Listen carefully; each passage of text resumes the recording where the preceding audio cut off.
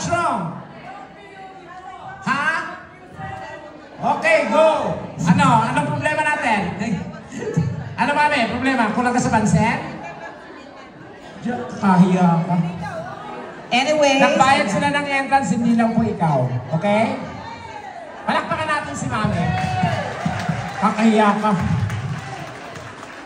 Okay, na. So, enjoy lang tayo, guys. Ano tayo para magsaya? Palakpakan naman. Yes. Ready? Kakaloka. It's okay. Si El.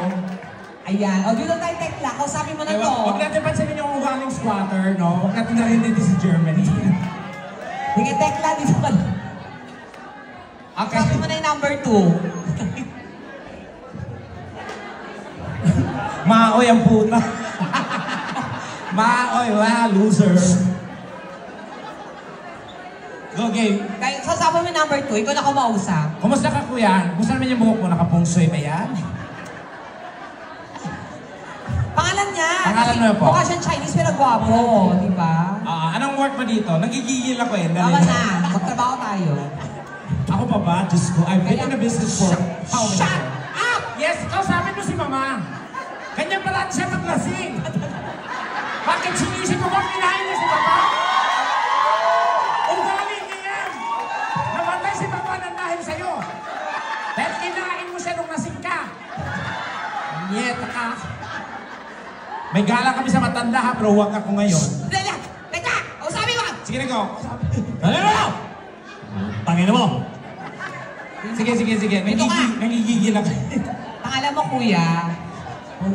Si Paul. Ikaw, anong work mo dito? Coach siya sa embassy, ikaw?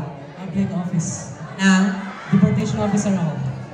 Okay. Tara, alam niyo yon? Social.